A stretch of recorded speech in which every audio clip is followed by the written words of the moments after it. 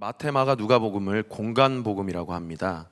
같은 사건을 함께 보고 기록했다는 뜻인데요. 그만큼 마태, 마가, 누가는 중복되는 내용이 참 많이 있습니다. 그런데 요한복음은 공간복음에 들어가지 않습니다. 앞서 세 권의 공간복음에 나오지 않는 내용도 많은데다가 같은 사건이라고 하더라도 전혀 다른 시각과 관점에서 서술되었기 때문입니다. 많은 학자들은 요한복음이 맨 마지막에 쓰여졌다는 데에 동의합니다. 그리고 실제로 정경으로 인정받은 것도 사복음서 중 가장 나중에 인정받게 됩니다. 공간복음과 전혀 다른 시각으로 신학적 독창성으로 저술된 요한복음에는 예수님께서 자기 자신의 7가지 메타포를 사용하여서 자기 자신을 계시하신 것을 볼 수 있습니다. 이름하여 요한복음에 나타난 예수 그리스도의 7가지 자기 계시라고 합니다. 우리가 익히 잘 아는 대로 7이라는 숫자는 유대인들에게 매우 많은 의미가 내포되어 있는 숫자입니다.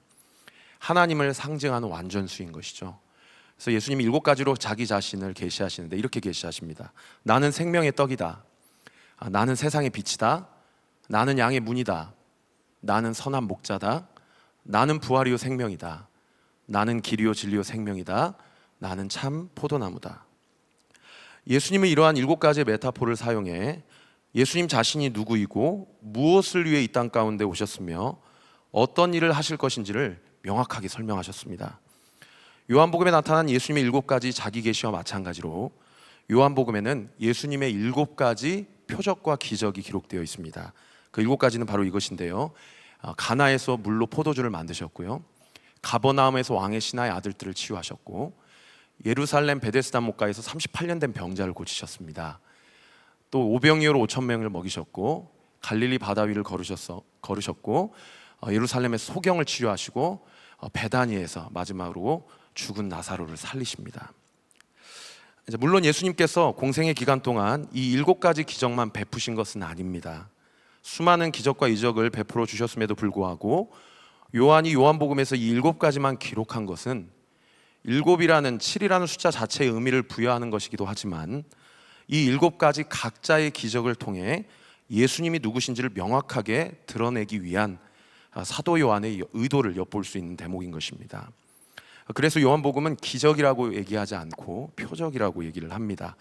기적 자체의 내용보다는 그 기적이 가리키고 의미하는 바가 무엇인지를 더욱 중요하게 생각한 것이죠. 모든 사건에는 첫 번째 사건에는 항상 의미가 있습니다.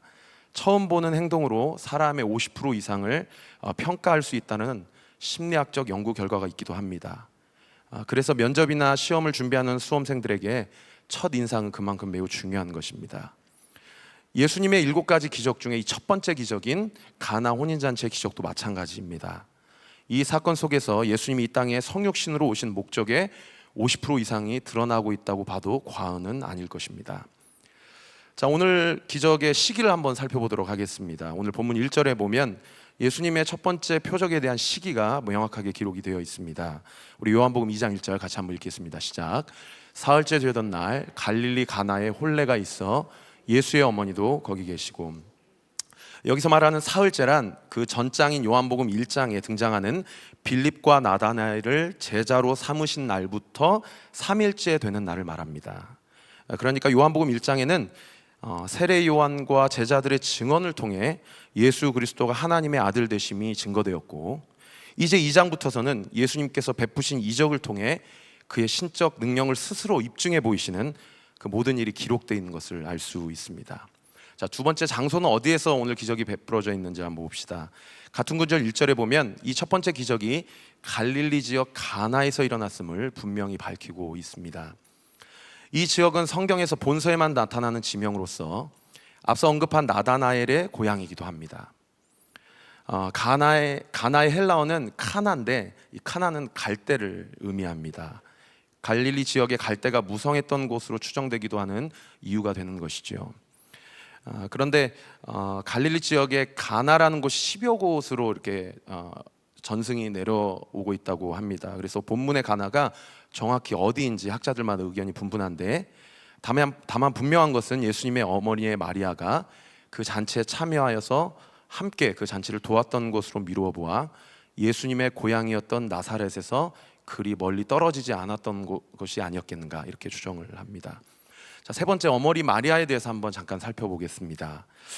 많은 학자들이 예수님의 어머니의 마리아가 이 잔치에 손님으로 참여한 것이 아니고 잔치를 준비하는 주최 측의 한 사람으로서 참여했다고 이해를 합니다. 왜냐하면 두 가지 이유 때문인데, 오늘 보면 3절에 보면 마리아가 잔치 음식이 부족했다는 사실, 즉 주방에서만 알 수 있는 사실을 자세히 알고 있었다는 것, 그리고 두 번째는 하인에게 명령할 수 있는 위치에 있었다는 것으로 미루어 보아 이 혼인 예식과 깊이 연관이 있는 자리에 있음을 미루어 짐작해 볼 수 있습니다. 자, 이에 착안하여서 이 혼인 예식의 신랑이 어머니 마리아의 조카나 가까운 친척이 아니겠는가 이런 주장을 하기도 하는데 구체적인 증거는 없습니다. 우리 요한복음 2장 4절 같이 한번 읽어보도록 하겠습니다. 시작. 예수께서 이르시되 여자여 나와 무슨 상관이 있나이까 내 때가 아직 이르지 아니하였나이다. 그 오늘 본문에서 많은 성도님들이 또 한 가지 이제 의문을 품고 있는 부분이 바로 오늘 이 본문인데, 예수님이 어머니를 부르실 때 여자여라고 부르셨다는 것입니다. 이 말은 한국 사람이 단순히 묵상하기에는 약간 거북하기도 하고 또 심지어 무례하게 들리기도 합니다.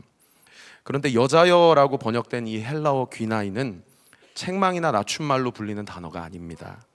이 귀나이라는 헬라어는 귀네라는 단어의 혹격으로서 당시 헬라 문화 속에서 왕이 왕후에게, 왕이 왕후를 부를 때 쓰였던 호칭이라든지 또는 자기의 사랑하는 아내나 사랑하는 어머니를 부를 때 쓰는 호칭으로 높여 부르는 극존칭의 존칭의 말이었습니다. 특히 예수님께서 이 귀네라는 칭호를 십자가상에서도 어머니를 부르실 때 동일하게 사용을 하십니다. 그 구절이 요한복음 19장 26절에 나와 있는데요, 우리 같이 한번 읽겠습니다. 시작. 예수께서 자기의 어머니와 사랑하시는 제자가 곁에 서 있는 것을 보시고 자기 어머니께 말씀하시되 여자여 보소서 아들이니이다 하시고, 예수님께서는 이 당시 감당할 수 없는 슬픔과 비탄에 젖어 있는 어머니를 가장 인간적이고 부드러우며 사랑스럽게 부를 때 이 호칭 귀나이를 사용하셨습니다. 그러므로 이 호칭 속에서는 불손하거나 거친 의미가 조금도 담겨 있지 않고 오히려 한없는 사랑과 존경을 내포한 호칭이라고 할 수 있습니다. 자, 네 번째는 그 당시 상황을 한번 살펴보도록 하겠습니다. 오늘 본문으로 다시 돌아와서 주인집의 요청에 의해 혼례 일거리를 도와주고 있는 마리아는 잔치집에 포도주가 떨어졌다는 상황을 알아차리고 급하게 예수님을 찾습니다. 오늘 본문 요한복음 2장 3절 같이 읽겠습니다. 시작. 포도주가 떨어진지라 예수님의 어머니가 예수에게 이르되 저들에게 포도주가 없다니. 잔치집 주인이 원래 돈이 부족하여서 음식이 모자라게 되었는지, 아니면 음식을 많이 장만하였지만 손님이 예상보다 많아서 모자라게 되었는지는 본문에 자세히 기록은 되어 있지 않습니다. 그러나 전통적으로 유대인의 혼인 예식이 일주일간에 걸쳐서 진행되었다는 점과 당시 혼인 예식이 한 가정의 잔치가 아닌 마을 전체의 잔치였다는 점을 미루어 볼 때 잔치 막바지에 예상외로 많은 손님이 몰려듦으로 인하여 음식이 모자라게 되었던 것으로 추정이 됩니다. 어쨌든 잔치 분위기를 흥겹게 만들어가는 가장 중요한 음료였던 포도주가 모자랐다는 것은 잔치를 주최하는 측에서는 어떤 이유로도 설명할 수 없는 매우 당황스럽고 손님에 대한 예의가 크게 어긋나는 상황이었다고 할 수 있습니다.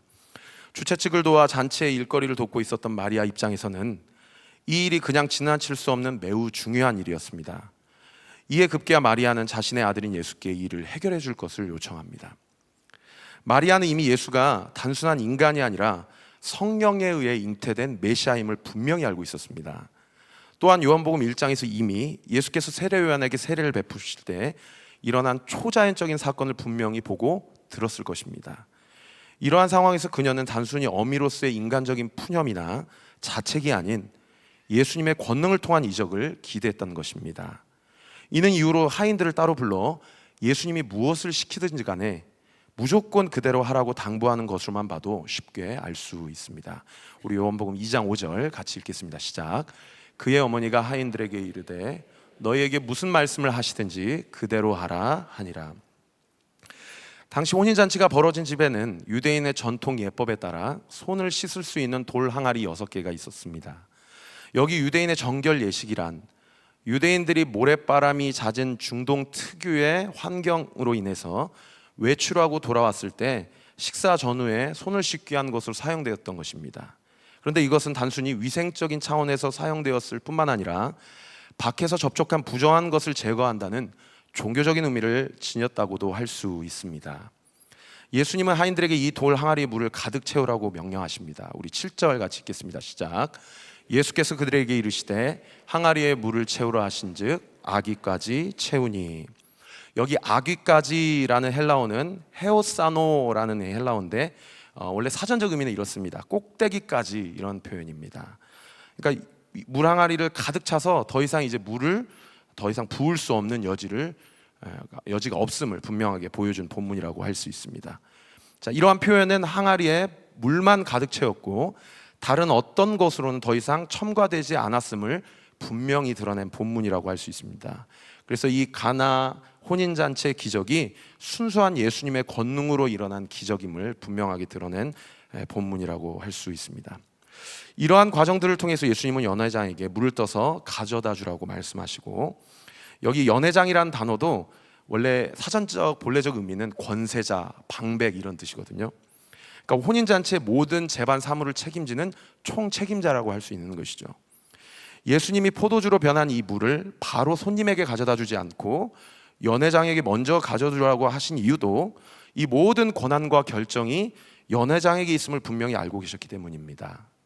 연회장은 물로 된 포도주의 맛을 보고도 어디서 났는지 알지 못하지만 물 떠온 하인들은 분명히 알았습니다. 우리 9절 같이 한번 읽도록 하겠습니다. 시작. 연회장은 물로 된 포도주를 맛보고도 어디서 났는지 알지 못하되 물 떠온 하인들은 알더라. 연회장이 신랑을 불러. 자, 이 구절을 통해서 연회장은 6개 돌 항아리가 있는 현장에 있지 않았음을 우리가 추측해 볼 수 있습니다. 그는 자기가 알지 못했던 새로운 포도주가 어디서 났는지 알지 못했을 뿐만 아니라 그 탁월한 맛을 보고 어리둥절할 수밖에 없었습니다.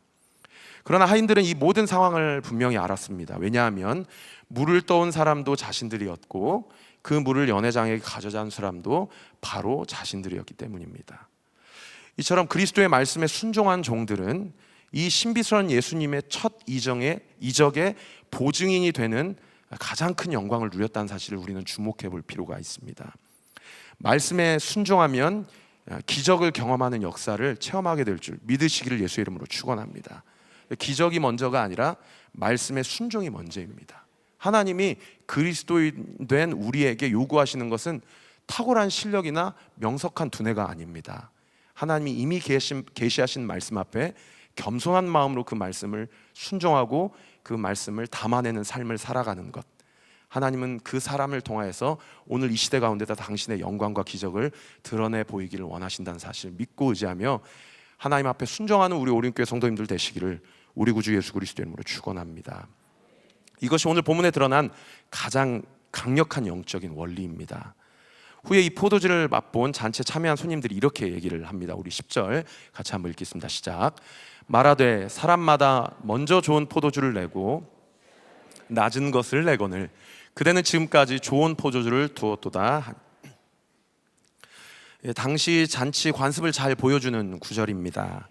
일반적으로 잔치를 배설하는 손님들이 취하기 전에 가장 감각이 예민할 때는 최상의 포도주를 먼저 제공하고 그 후에는 둔해지고 감각이 약해져서 질이 좀 떨어지는 덜 향기로운 포도주를 내놓는 것이 당시 관례였습니다.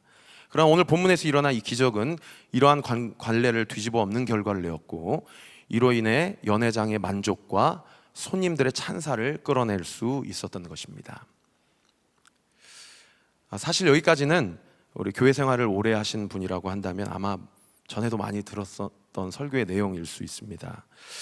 많은 목사님들이 오늘 본문을 설교하면서 크게 두 가지로 그 결론을 내기도 합니다. 첫 번째는 물을 포도주로 변화시키는 예수님은 우리의 내면과 영혼을 변화시키시고 우리를 거듭나게 하시는 유일한 분이시다. 이게 오늘 본문의 첫 번째 결론입니다. 두 번째는 진정한 경험을 경험하기 위해서 우리에게 필요한 것은 제가 아까 얘기한 대로 실력 있는 어떤 지혜로운 명석한 두뇌가 아니라 말씀 앞에 철저히 순종했던 이 물떠온 하인들처럼 이해되지 않는 상황 가운데서도 그저 예수님이 시키시면 이해하고 겸손하게 그 말씀 앞에 순종한 사람들, 그 사람들의 헌신과 그 수고로움을 감내하는 그 사람을 통해서 하나님은 기적과 이적을 오늘 이 순간에도 베풀어 주신 하나님이심을 믿으시기를 우리 구주 예수 그리스도의 이름으로 축원합니다. 저는 좀 더 다른 차원에서 오늘 본문 두 가지를 좀 짚어보고자 합니다. 그 첫 번째는 결혼 예식과 관련된 부분이고요, 두 번째는 포도주와 관련된 부분입니다. 먼저 결혼 예식과 관련해서 한번 살펴보도록 하겠습니다. 당시 결혼 문화는 이랬습니다. 한 남자가 유대 커뮤니티 안에서 어떤 한 자매 혹은 여인을 보고 이제 반했습니다. 그래서 저 여인과 저 처자와 결혼을 하고 싶다. 그러면 이제 자기 아버지를 찾아가는 겁니다. 그리고 계속 조르는 것이죠. 그래서 나에게 저 자매, 저 처자를 내 아내로 맞아들일 수 있는, 잔치를 베풀 수 있는 재정을 좀 충당해 주십시오. 그렇게 부모를 조르는 것이죠. 그렇게 부모에게 유산을 받은 그 총각이 그 처녀의 집에 방문을 합니다.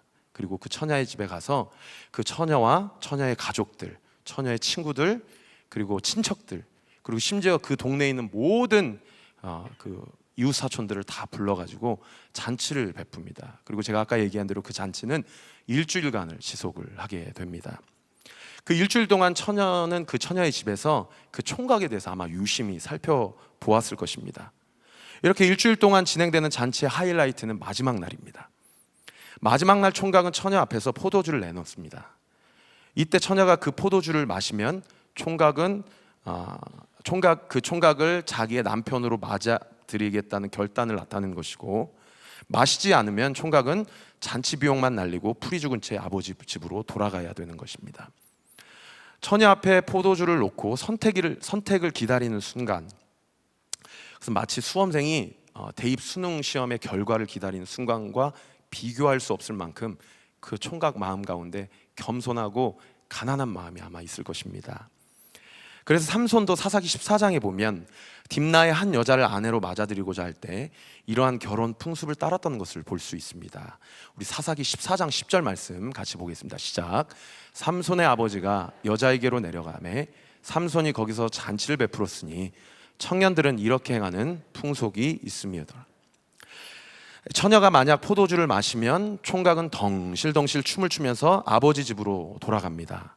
그리고 그 다음부터 그 총각에 주어진 일은 무엇이냐면 아버지의 집 안에서 신부와 함께 살 처소를 예비하러 갑니다. 우리식으로 표현하면 신혼방을 꾸미러 가는 것이죠. 신부는 처소를 예비하러 간 신랑이 다시 자기 자신을 데리러 올 때까지 기다려야 했습니다. 당시 이스라엘 사회에서는 신랑과 신부가 일정 기간 떨어져 사는 정혼 기간이라는 것이 있었습니다. 보통 그 기간은 1년이었는데요. 이 기간 동안 두 사람은 법적으로는 부부지만 육체적으로는 처녀와 총각이었습니다. 마리아가 예수님을 성령으로 잉태하던 순간도 요셉과 정혼한 상태였습니다.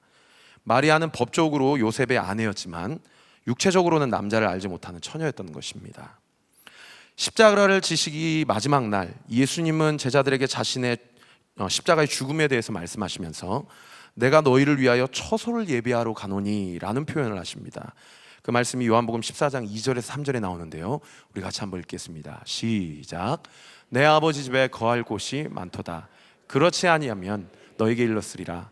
내가 너희를 위하여 거처를 예비하러 가노니 가서 너희를 위하여 거처를 예비하면 내가 다시 와서 너희를 내게로 영접하여 나 있는 곳에 너희도 있게 하리라. 예수님은 십자가에서 죽으시고 3일 만에 부활하셔 승천하셨습니다. 그리고 하나님 보좌 우편에 지금도 살아 앉아 계시는 줄 믿습니다. 유대인들의 결혼 예식과 관련해 표현하자면 이 땅에 신부를 모으러 오셔서 잔치를 베푸신 것은 초림 예수님의 성육신을 얘기한다고 볼 수 있습니다. 그리고 십자가에서 죽으신 것은 우리에게 그 마지막 날 포도주를 주시면서 사랑의 프로포즈를 한 것으로 표현할 수 있습니다. 그리고 부활하셔서 신부의 처소를 예비하러 아버지 집에 올라가신 것은 예수님의 승천하심을 이야기한다고 볼 수 있습니다. 그러므로 예수 그리스도를 신랑으로 맞아들인 우리 그리스도인들은 예수님과 정혼한 신부이며 아직 최종 결혼은 하지 못한, 즉 신분의 상태에서 다시 오실 신랑 예수를 기다리고 있는 상황이라고 할 수 있는 것입니다. 처소를 예비하러 올라가신 예수님은 처소를 다 예비하신 후 뒤에 반드시 신부를 다시 찾으러 오실 것입니다. 정혼식만으로는 아직 결혼식이 끝난 것이 아니기 때문입니다. 예수님이 다시 오시는 날이 바로 정혼한 신부인 모든 그리스도인들이 신랑 되신 그분과 최종 결혼식을 올리는 날이 되는 것이고, 그래서 요한계시록은 그날을 어린 양의 혼인잔치다 이렇게 표현을 합니다. 우리 요한계시록 19장 19절 말씀 같이 읽겠습니다. 시작. 전사가 내게 말하기를 기록하라. 어린 양의 혼인잔치에 청함을 받은 자들은 복이 있도다 하고, 또 내게 말하되 이것은 하나님의 참되신 말씀이라 하기로. 모든 그리스도인들은 예수 그리스도와 정혼한 신부입니다. 우리식으로 표현하면 예수님의 약혼녀가 되는 것이죠. 이것은 모든 그리스도인들의 흔들릴 수 없는 정체성입니다. 예수님께서 공생애 시작하시기 전에 가나 혼인잔치에서 기적을 베푸신 이유는 무엇일까요? 왜 요한은 7가지 기적 중 이 유의미한 기적 중에 첫 번째 표적으로 가나의 혼인잔치 기적을 기록해 놓았을까요? 이 가나의 혼인잔치는 사복음서 중에 요한복음에만 기록되어 있는 기적입니다. 어쩌면 이 땅에 사는 예수 그리스도의 재림을 기다리는 그리스도인의 정체성을 분명히 하고자 이 사건을 기록해 놓은 것은 아닐는지. 우리는 예수 그리스도의 정혼한 신부로서 오늘 이 시대를 살아가며, 특별히 2020년을 시작한 1월의 마지막 수요 예배를 드리면서 나는 과연 정혼한 예수 그리스도의 신부로서 나의 삶을 어떻게 하나님 앞에 내어드리고 있는지, 혹여나 무늬만 신부는 아닌지, 음란하고 신실하지 못한 신부는 아닌지, 혹여나 가짜 신부 행세를 행하고 있는 것은 아닌지, 2020년을 시작하는 1월 마지막 주에 이 말씀 앞에서 우리의 자신을 되돌아보는 은혜가 있기를 우리 구주 예수 그리스도의 이름으로 축원합니다. 우리 두 번째 메타포는 포도주입니다. 포도주. 이 가나 혼인잔치에서 우리에게 주는 이 포도주는 공생의 3년 공적 생활의 3년 사역을 시작하기 이전에 베풀었던 유일한 기적 사건이고 표적 사건입니다. 이 시점에서 포도주로 예수님께서 이 공생애를 시작하셨다는 것은 매우 시사하는 바가 큽니다. 그리고 아이러니하게도 공생애를 마치는 그 시점에도 예수님은 포도주로 당신의 사역을 마감하십니다. 예수님께서는 최후의 만찬에서 포도주를 제자들에게 나눠주시면서 다음 날 흘리실 십자가의 보혈과 연결시키십니다. 그리고 심지어 골고다 언덕에 올라가면서까지도 로마 군병들이 쓸개탄 포도주를 예수님께 내어주면서 마시게 하려 하였으나 예수님께서 그것을 거절하십니다.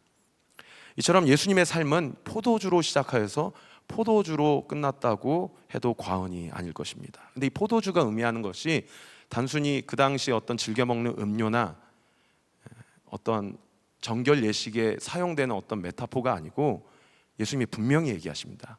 이 포도주는 곧 나의 언약의 피다. 그게 마태복음 26장 28절에 기록이 되어 있습니다. 우리 같이 한번 읽겠습니다. 시작. 이것은 죄 사함을 얻게 하려고 많은 사람을 위하여 흘리는 바 나의 피 곧 언약의 피니라. 아까 설명드린 대로 이스라엘의 결혼 예식에서 총각은 자신의 마음에 드는 처녀를 위해 일주일간 잔치를 베풉니다. 그리고 그 잔치의 하이라이트는 처녀를 위한 포도주라고 제가 말씀을 드렸습니다.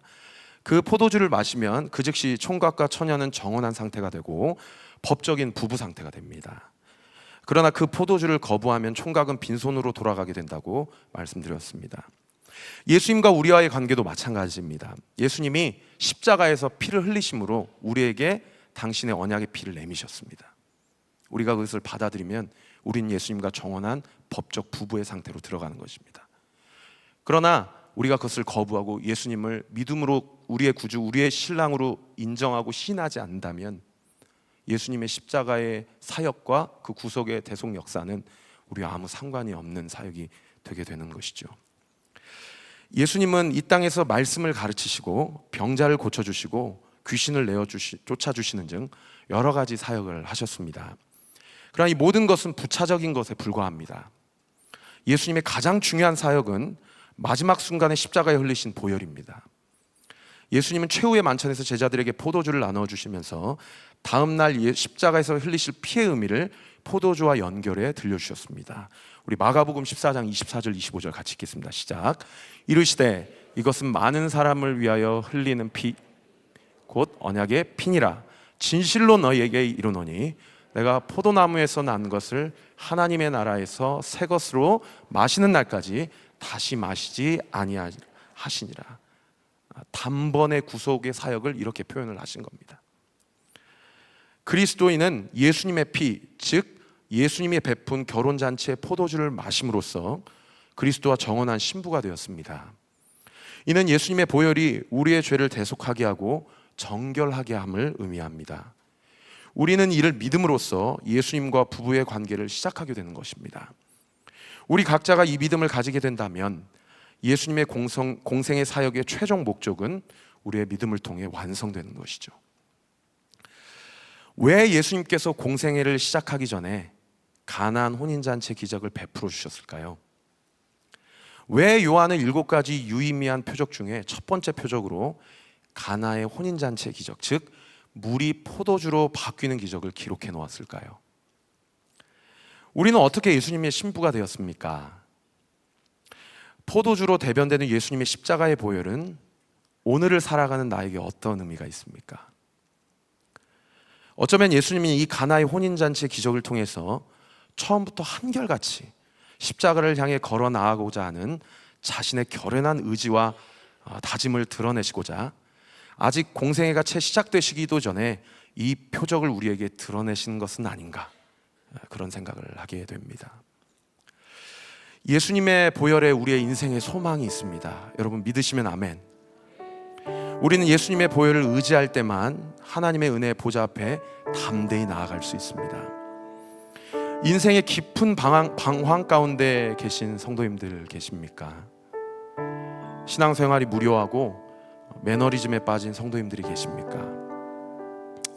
관계가 어렵고 사람을 마주하기가 두려운 성도님들이 계십니까? 아니면 반복적인 죄의 습관 때문에 더 이상 예수님께 용서해달라고 하기도 민망할 정도로 패배주의와 낙심에 빠진 성도님들 계십니까? 오늘 이 시간 예수님 보혈을 의지했으면 좋겠습니다. 예수님의 보혈을 의지하여 나아갈 때 하나님께서 이전 것은 지나갔으니 보라 새 것이 되었도다. 우리의 겉사람은 날로 후패하지만 우리의 속사람은 날로 강하게 될 줄 믿습니다. 크게 당황스럽고 어찌할 바를 몰라 민망해하던 한 가나의 가정집에 찾아가셔서 물을 포도주로 바꾸어 주신 그런 기적을 베풀어 주신 예수님, 그 기적을 통해 신부된 우리의 정체성을 분명히 알려주시고 그 정체성을 지키기 위해서 먼저 십자가에서 피를 흘리심으로 신랑으로서의 책임과 의무를 다하셨던 예수님, 그 예수님처럼 우리도 신부된 본분과 정절을 지키고 다시 오실 예수님을 사모하고 기다리며 우리 하루하루의 삶이 우리의 공로나 우리의 의가 아닌 예수 그리스도의 보혈을 의지하여 승리하는 삶을 사는 우리 사랑하는 오륜교회 성도님들 되시기를 우리 구주 예수 그리스도의 이름으로 축원합니다.